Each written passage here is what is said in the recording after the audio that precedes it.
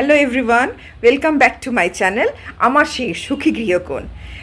Good afternoon. আশা করি আপনারা সকলেই ভালো আছেন, আমিও খুব ভালো আছি। আপনারা সুস্থ থাকুন, ভালো থাকুন, যে যেখানেই থাকুন খুব আনন্দে থাকুন, এটুকুই ঈশ্বরের কাছে কামনা করি। আজকে একটা ছোট্ট মিনি ব্লগ নিয়ে আসছি, ছোট্ট মতন মিনি ব্লগটা নিয়ে আসছি। দেখুন, দেখে আপনাদের ভালো লাগলে লাইক, কমেন্ট, শেয়ার, সাবস্ক্রাইব করে দেবেন। ওকে, আজকের দিনটা শুরু করেছিলাম গাছ পরিচর্যা নিয়ে। এগুলো সব ইনডোর প্ল্যান্ট। মাঝে মধ্যে এই যে বৃষ্টি হলো কতদিন, হ্যাঁ, ওই জন্য আমি একটুখানি বাইরে রেখে দিই। যখন এই বৃষ্টির সময় মাঝে মধ্যে আমি একটু বাইরে করে দিই, ঘরে থেকে থেকে তারাও তো হাঁপিয়ে যায়, ওই জন্য একটু বাইরে রেখে দিই, তাহলে কি একটু তরতাজা হয়ে যায়। তারপরে লেগে পড়লাম নিজের কাজে।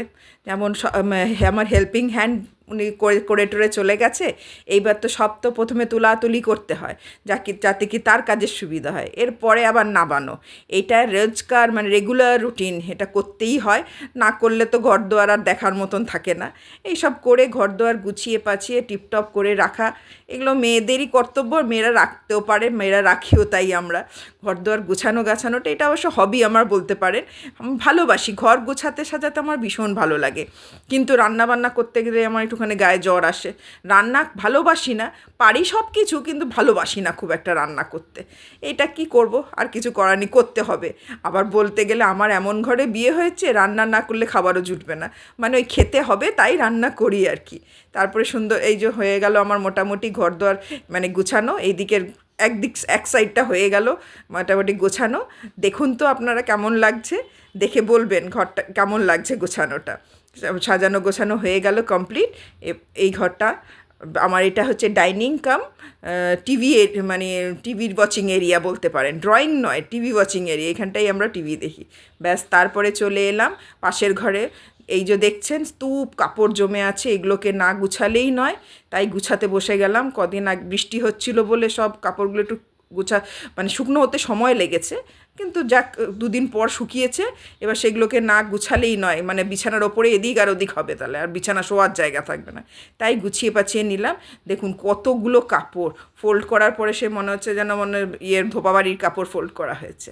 তারপরে চলে এলাম আমাদের লাঞ্চ মেনু রেডি করতে। কালকে সোমবার তো, আজ সানডে, কিন্তু লাঞ্চটা আমি একটুখানি আলাদাই করেছি, যে সেমইয়ের পায়েস আর লুচি করেছি।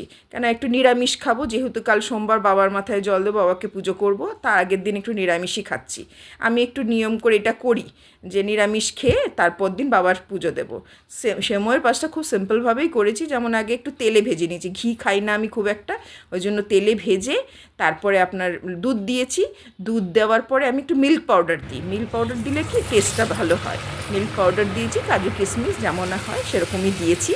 তারপরে আটার লুচি করেছি। ময়দাটা আমি একটু খুব একটা করি না, পছন্দ করি না, ওই জন্য ময়দাটাকে যতটা পারি অ্যাভয়েড করি। লাঞ্চ মেনুতে ছিল আমার লুচি আর সেমইয়ের পায়েস। বেশ ভালোই লেগেছিলো, মেয়ে আর মায়ের জন্য খারাপ ছিল না। মেনুটা ডিফারেন্ট হলেও মন্দ হয়নি, খুব ভালো হয়েছিল। আপনাদের যদি আমার ব্লগগুলো ভালো লাগে, আপনারা অবশ্যই লাইক, কমেন্ট, সাবস্ক্রাইব করতে ভুলবেন না কিন্তু। ওকে, বাই, লাভ ইউ অল।